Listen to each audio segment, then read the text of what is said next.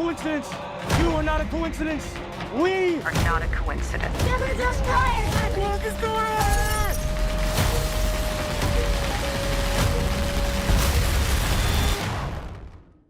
We need to free each other's hearts.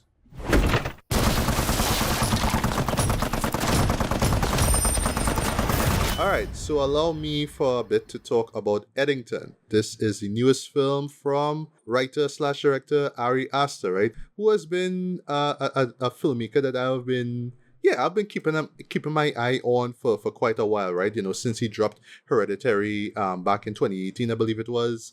And then, you know, he would follow that up with what I think is his best work so far, 2019's Midsummer. Not only one of the best horrors of the past decade, but I would say, yeah, one of the best horrors like out there right now, you know what I mean? I just absolutely love that film. That's one of a few films that I was able to see that in theaters, you know, through A24, right? You know, that's one of a few A24 movie viewing, you know, theatrical viewing experiences, right? And yeah, I just absolutely love that film, right?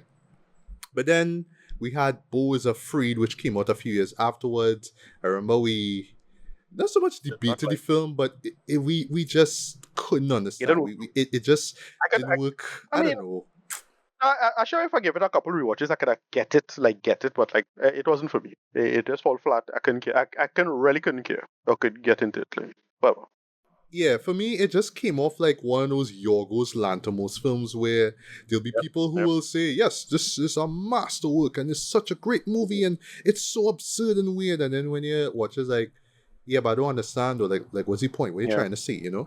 And that's a good thing I'm bringing this up because, yeah, you know, the lead of that film, Joaquin Phoenix, is also in this film here, right? But yeah, for me, the problem with Beau is Afraid is just, personally, I just felt like the character did not change. He was just this scared individual, and you understand in the brilliant first act, right, why he is so scared, because literally they do this sort of weird, sort of Eraserheadish kind of world, right? But they do it in a very absurdist kind of way where it's like, you know, like everybody outside of his home are like ravenous, they're crazy and mad, right? So he's just scared every time he goes out, or he has to go to like you know, like a supermarket or a store to buy food or something like that, right? Or to get medication, whatever it is, and everybody's just all rabid and wild, right? So that makes sense, right? That makes sense. Like if that first act was just like some short film that Ari Aster put out, I'd be like, yeah, you know, 5 out of 5 for that, right? But then as soon as the man just went on his journey, I think it was involving his mom, or I think it was to go to some funeral, like one of the parents did or something like that. And it just became this sort of like abstract journey kind of thing, and he learned about his life. It's like, all right, okay, cool. But then the third act was literally like him being put into a corner.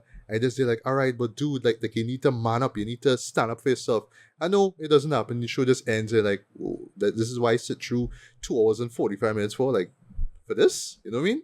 But yeah, I honestly do feel like if I were to rewatch that film, I would appreciate it more, right? And it's the same thing I could say about Eddington. But what I will say before I jump into the synopsis is that this is a much better movie than Beau is Afraid. This is a much more enjoyable movie than Beau is Afraid. But it is already a divisive movie, just like Beau is Afraid, right? And for a particular reason. But I'll explain what it is in a bit, right? So what it's about, right? So this is actually a pandemic movie in the sense that this is set during 2020, right? You know, this is set in May 2020. It's in the narrative in the pandemic. Yes, it is. Exactly. So it's set in that period. Okay. And what's so interesting though is that this is one of the few films that I've seen, right, that tackled something that literally took place 5 years ago, right? And the topics that are brought up, the themes or whatnot, they feel like, I mean, yes, like, you know, 5 years ago literally was 5 years ago, right? You know, it literally feels like yesteryear, right? But at times it feels like, wow, like I sitting back and I just thinking about all this stuff, like, yeah, boy, this actually happened, boy, and people actually felt like this, and we were in this uncomfortable position, right? So I am glad that Ari actually took the ball, you know, had the balls to say, yeah, I'm gonna make a movie like this, right? I'm gonna bring you back to yesteryear, right, where we all were being bombarded by these, you know, all these, you know, news reports and all these kind of things, right? what it's about, right? So it's set in the fictional town of Eddington, right, which is in New Mexico, right? And Ted Garcia, he's the mayor of this town, so he's played by Pedro Pascal, right? And we are introduced to the sheriff now, Joe Cross, who is played by Joaquin Phoenix. And for reasons which I won't get into, but what I would say is really personal, like deeply personal reasons. Yeah, Joe hates Ted, right? It's set up early on that Ted is like, he's all pro-mask, so like everybody has to wear masks, right?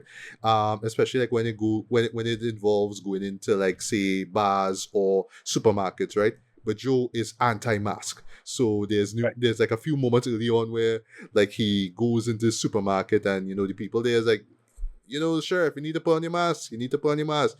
He's like, no, I'm not gonna put on my goddamn mask, and he will give his reason why, right? And I mean, like stuff like that. It's like, yeah, back in the days, yeah, people were just like Yeah. that. You know what I mean? They were just like that. Right. I mean, we could say that we know better now that the pandemic is gone now, but I don't mean that COVID is gone. Because I know a couple of Right. people, actually got still get COVID, right? But I could understand, given the framing of the show, why he would be like that, right? So it's something you could laugh at now, right? Because we could go outside now, we don't have to worry about putting on masks now, right? But in the context of the show, it makes sense, right? So yeah, because of that admittedly petty reason, yeah, Joe decided he wanted to run for mayor now, right? But again, as I said before, Joe have reasons why he hate Ted, like he genuinely hate this man, right? So yeah, he goes off on this campaign. Well, at least he starts on a campaign, right?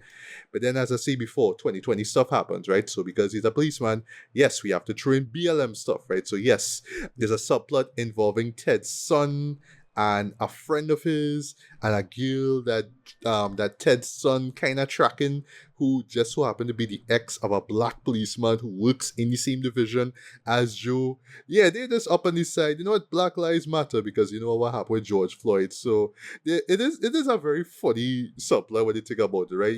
This is Ari leaning towards very sarcastic humor here, right? Yeah, just these kids who just have nothing to do but be on social media, and they just heard about the news about George Floyd and seen all the news reports. Like, here's what, yeah, we're just gonna have this protest right outside the police station. It's a nice setup to it because, like, yeah, Joe and his crew is like, but we ain't do nothing. Like, we understand what happened. We get it, though, but why are they mad at us? And these kids is just like, look, like, we and they throw the term anti-racist about, and it's just basically these white kids, with the exception of Joe's son, who is Hispanic, right? Just saying, look, we want to be responsible.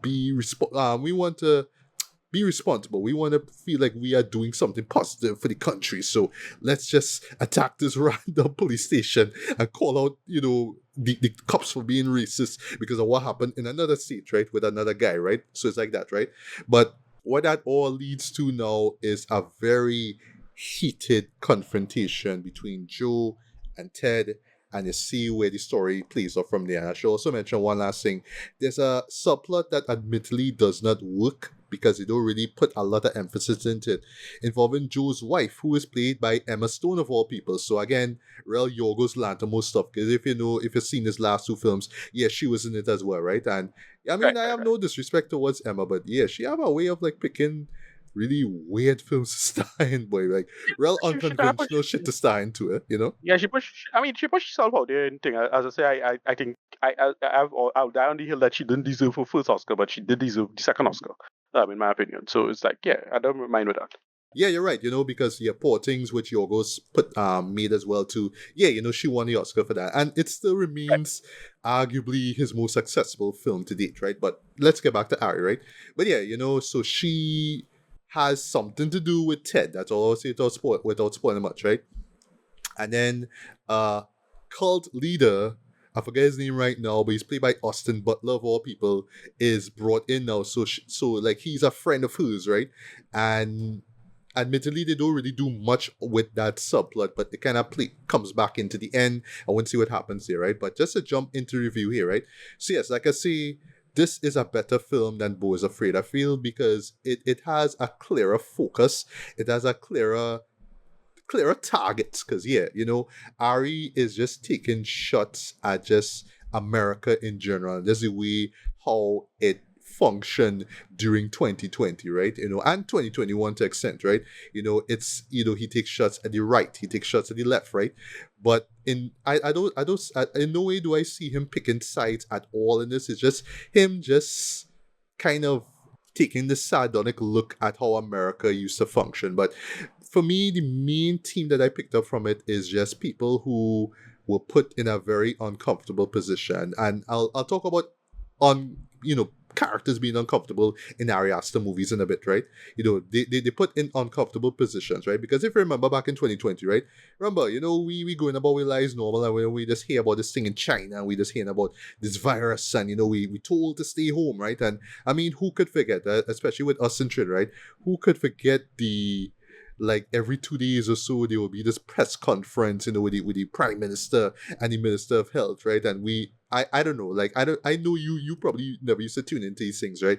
But I used to watch these things, I was always waiting for some kind of announcement, some kind of thing, and mostly just sort of centered on stay home, wear your mask, stay home, wear your mask.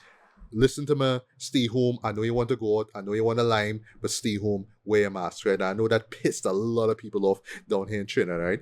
And yeah, it was just a lot of fear mongering that was going on at that time, right? And then, we just home, trying to enjoy ourselves. And then George Floyd happened, and then Black Lives Matter happened, right? So it was just us being fed all these uncomfortable things, and then we just felt like, here's what, like, is either we just gonna sit down and do nothing, or we're gonna either go on social media, go on Twitter, now X, and say something and put hashtags, right? Or go out and protest, right? Because I'll never forget, there was a BLM protest in Trinidad. I never forget that. That was actually by the Savannah, in Port of Spain. I never forget that. I never went it, but I remember that was a big article in big point in the news, right? And yeah, Ari touches on that, right? But of course, it's from an American perspective, right? But yeah, the divisiveness comes in terms of the topics that are being addressed, right? Because they are uncomfortable to Americans, even up to today. Yeah, the show already kind of, I don't want to say spark controversy, right? But people just like, Ari, why are you doing this, right? Why are you reminding us of all this uncomfortable shit, right? But Ari's just like, look, this is the story I want to tell, right? And what I will say about Ari now, right, in his where he's at right now in his career, I feel like he has found his niche, right, where he just wants to show characters who are just put in very, very uncomfortable positions, and he just wants to see how they reacted, right? So whether it's McGill Florence Pugh in Midsummer, or Toni Collette in Hereditary, or Joaquin Phoenix in both Eddington and Beau is Afraid, yeah, he's just fascinated with just seeing how characters react to shit. That's really what it is. He just puts them in this just extremely weird, fucked up, and uncomfortable situations. And you just want to see how they react to them, and that's his niche, right? Another thing that he kind of established here now with his non-horror films, right? But I felt he did it much better here with this movie, is that you can't really tell what kind of movie it kind of plays with different genres, right? So like at first when you watch this, it comes off like a neo-western, but it also has dark comedy. It also has a satirical edge to it, right? But then, swear to God, somewhere in the middle, like the way they say in the second half of the film, it just goes into like this full out crime thriller. And I would say that second half was kind of brilliant, right? Because of how it just switches gears now so rapid, so abruptly, right? No lie, when that change happened, I jumped. That's all I'll say. Don't spoil anything. I jumped. I was like, whoa. Like, we just went from 50 to 90% as far as, oh shit, right? It just went like that, right? And yeah, where it leads from there, boy, is some of the most tense filmmaking I have seen in a movie all year. Yeah, like it sort of plays out like an action thriller, basically, right? So if you were to see the first trailer, for example, I would not recommend watching the second trailer. I felt like the second trailer gives up way too much, right? But that first trailer, especially when you see characters rocking guns, yeah, it's justified in that second act why there's a lot of gunplay in that, right? And yeah, those moments were genuinely like white knuckle edgy kind of shit, right? But it also has a dark sense of humor to it as well, right? Especially with the character of Joe, right? Who is played brilliantly, I must say, by Joaquin, right? And yeah, this is like a great apology to, what he did with Joker Folia do. It's like, all right, like Hollywood, forgive me for signing that piece of shit. Yes, I did it for the money. Sorry, Todd Phillips reached out to me. He wanted me to do a sequel. I said no, but he gave me a paycheck. I said, all right, cool, I'll do it. And what happened, right? But this one was like, all right, this guy, Ari, want me to come back. I fucks with his work or whatnot, after Bo is Afraid. And, I felt like with this performance here, he gave a great performance here with this one, right? He is not a character that you're supposed to like, right? But he is one that you kind of sympathize with. You kind of understand why he does what he does, right? Because yeah, you know what? Like I said, he is put in very uncomfortable situations, right? So you kind of understand why he would do what it is he does, right? And yes, when shit hits the fan for him, especially in that second half, you kind of like want to know what happens next, right? And all I want to say, where his arc ends was totally unexpected. It's kind of funny. It's very dark. It's kind of tragic, but it just all goes to show, yeah, why, it's just the world that Ari has painted for this guy, has put him in, you know what I mean? And how it plays out is just nothing short of just ironic, right? That's all I'll say, right? But yeah, performance-wise, I thought that he knocked out the park with this one, right? This was a minor gripe for me though, but I kind of understand given the nature of the show. There was not much Pedro Pascal in this, right? I thought that it was going to be, they say You thought character you'd have pieces. more. Yeah, I Yeah, thought like it was, huh, given how popular he is now, you think he exactly. would have been right? Okay, yeah. Yeah, so I thought there was going to be character studies of both Pedro and Joaquin's characters, but no, it's mostly, sorry, a Joaquin story. And Pedro is there. He does what he had to do, and yes, performance-wise, he's solid. He's solid. He didn't give no like great Oscar-worthy performance compared to Joaquin, right? But he is there. He does what he have to do, right? And what they do with his character, boy. Again, I don't want to spoil anything. Caught me completely by surprise, right? I wanted more out of Emma Stone, but they didn't really give her much to do, unfortunately. Same with Austin Butler, they didn't give him much to do, unfortunately. I felt like that story arc didn't really work for me because there wasn't much to it, right? But it was really intriguing, but they just didn't do much. It just really centered a lot on Joaquin, right? But what I really, really appreciate, right, is how Ari takes all the teams that he set up there, right? All the 2020 stuff that he threw into it and somehow works it into this very, like I said, the very intense second half, right? And it works. It absolutely works, right? It is admittedly a messy story, right? There's a lot of things that happen. Because I feel like, with its 2 hour and 30-minute runtime, I feel like Ari was trying to cover a lot of ground, right? Because it's like, all right, so it's 2020, it's COVID, it's pandemics. So, all right, so we need to touch on this. A character have to say this. A character have to talk about this, And it feel like he just have to tick all the boxes of everything that were hot topics back in 2020, right? From pro and anti-mask stuff to BLM stuff to the police to all kind of things, right? To tech companies, setting up shop in America and all that kind of stuff. The man is covering a lot of ground, right? So yeah, some of these things will rub people off the wrong way. But I would say if you're a non-American like me, you just kind of watch this stuff like, I don't understand why people was making a big scene about the movie, but it really not that bad, Like, it's just hot topic stuff that was big back in the days, right? So I don't know if you were to watch it for example, Ricardo, you might watch the stuff like, oh gosh, like, all right, yeah, but this kind of like, I forgive me for throwing this term, right? Dated. I can't say if the topics that he covered in this movie are dated now, but again, it's 5 years ago though, so it's kind of Right. I interesting, mean, what he does. given people is getting this big argument about like, well, using COVID as a kind of line in the sand for Gen Z now, like Gen Z 1.2 versus Gen P 2.2, and how things swing the other way. COVID, it's a whole argument about COVID being such a flashpoint culturally. It really ended the 2010s like culturally. I was getting to a studying that right now for the sake of a book, but just that whole splitting the two. Like, why does that Gen Z 2.0 seems to be more conservative because plenty of them stay home.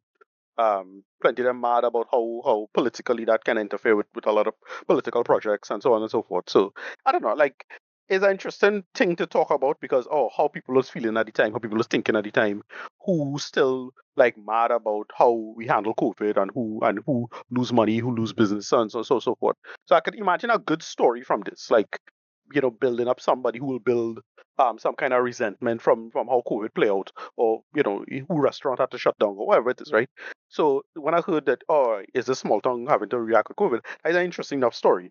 So I want to see, but I didn't watch the movie, so I don't know how it play out. 'Cause in my head, I was thinking something like, oh gosh, No Country for Old Men or something like that. But in that context, no. Yeah, and there Or is, well, it's like I say, that whole new Western vibe that right, it's very cool. Actually, right, like when you think about it, like the dramatic weight of the story, especially dark humor, very Coen Brothers right, inspired. So yes, right, you're yeah. right with No Or Country for something Old like Men. Hello High Water. What that had to say about like banks. Like it just had a whole thing about banks, but it had something else interesting. So I don't know. I just look at it as just the idea, the modern Western conceit in that context, and like putting that in the context of the time of uh of COVID is interesting. Like I could see a really interesting story. And as I made the statement, I don't think the Western ever really died.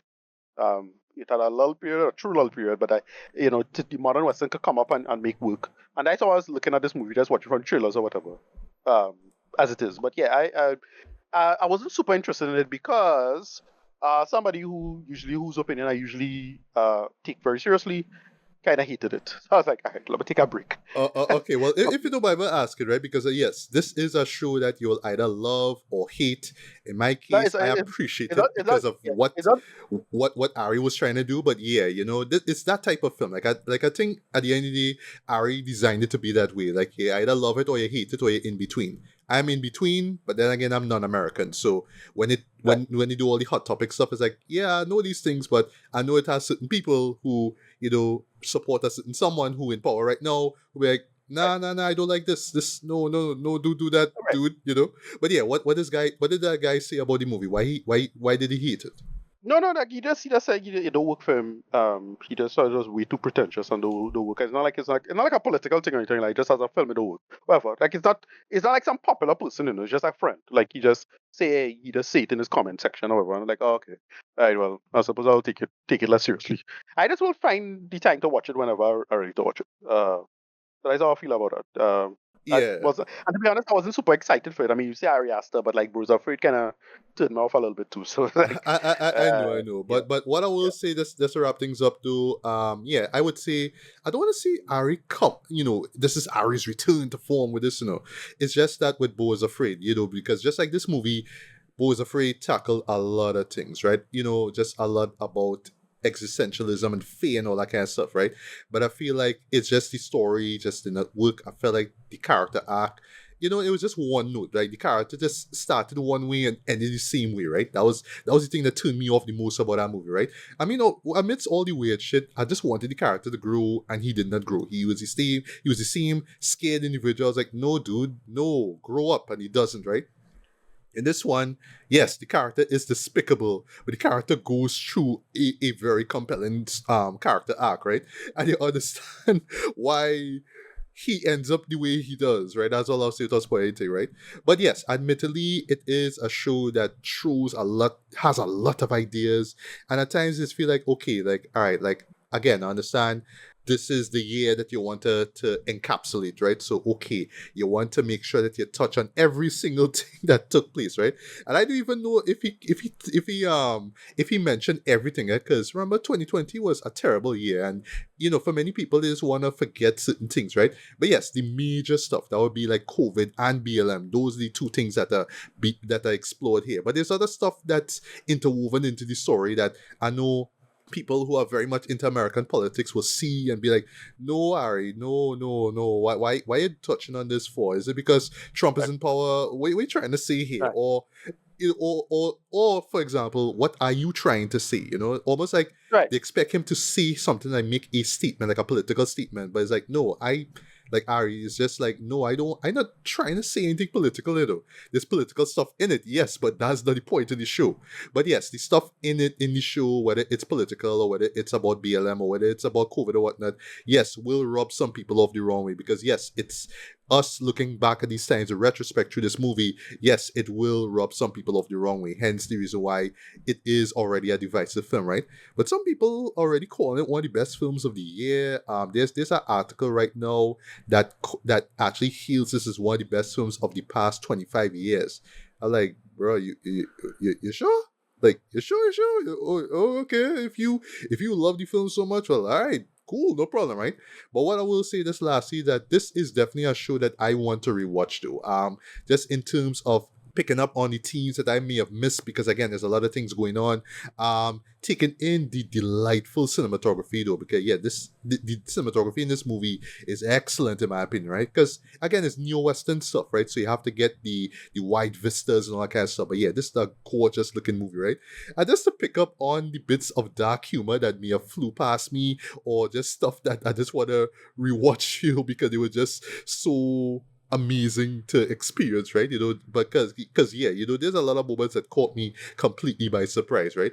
But yes, despite the messiness of it all, though, I kind of found myself, enjoying this movie, right? Just mainly because I was comparing this a lot to Beau is Afraid, right? So yes, Ari is back. And I feel like he has found his niche, right? He already has his home with A24, so he could experiment and play and do whatever he wants, right? But I feel like here's where he's properly established his niche, right? Where it's like, whatever genre I'm gonna take, whether it's a mishmash of genres or whether it's just street, like a street genre film, like say Hereditary or Midsummer, this is what I want to do. I just want to show characters just uncomfortable, and I just want to make this uncomfortable nature or environment, I just want to ramp things up to 10. I just want to see how this character reacts to it, right? That's what I want to do. That's why I want to show it my films. And I can't be mad at this. I actually can't be mad at this, right? And that's what last reference to Beau is Afraid, and then I'll give my rating, right? It actually now make me want to rewatch Beau is Afraid though, so I could be like, oh, so that's what he was trying to do. Okay, yeah, we watched it once and we just didn't get it. It was just like watching a Yorgos Lanthimos film, right? Where I know the director trying to say something, but I don't know what it is he's trying to say because it's just so absurdist. Like, it could be absurdist and make a point, I love films that are absurdist and have a point to make, like Erase the Head, right? But I find like with Yorgos' work, right, is absurdist, but I don't understand what you're trying to tell me, right? That's the problem I have. And I feel like maybe if I watch Beau is Afraid now, I'll be like, oh, that's what you're trying to say. Because here, with this film, it is absurdist, right? It is ridiculous, right? It is taking the stuff from 2020 and just showing it in a very over-the-top kind of fashion, right? But I know, I kind of pick up on what it is he's trying to say, right? It's just how we all felt uncomfortable hearing about these things, that we just felt like we just need to react it. We need to respond to it, right? Instead of just let it blow over and, just keeping in tune with the news and see what happens. No, we had to go out and respond, right? So even right down to Joe just being mad that, hey, the mayor want me to wear a mask? No, I just gonna run for mayor because I don't like that, right? So it's that kind of vibe that, Ari is exploring here with this film, right? So for me, rating-wise, I'm gonna give this a strong 3.5 to a very light 4 out of 5, man. It's worth checking out, right? It is definitely not gonna be for everyone, right? Again, I'm speaking as a non-American, right? So if you are American and you are very much into politics, you probably wouldn't like this film at all because you feel like maybe Ari is taking a certain side, like picking a side, or he's not picking a side at all, and you're wondering why he's showing both sides. Probably that might rub you off the wrong way. I don't know. I don't really care, to be honest, but I was entertained by this. I like the directions where it took. Yes, it is messy and some things kind of come out of the blue, but I like that adventurous nature to the storytelling and the direction as well too. But yeah, I mean, Ari kind of has found his pocket here, man. I want to see how he explores this sort of uncomfortable pocket in his future filmography, right? But yeah, I think that Eddington is worth checking out, man. It's not going to be for everyone, but I will still say give it a look, man. It will, one way or the other, you will be entertained by it. So yeah, check it out, man. Check it out for yourself.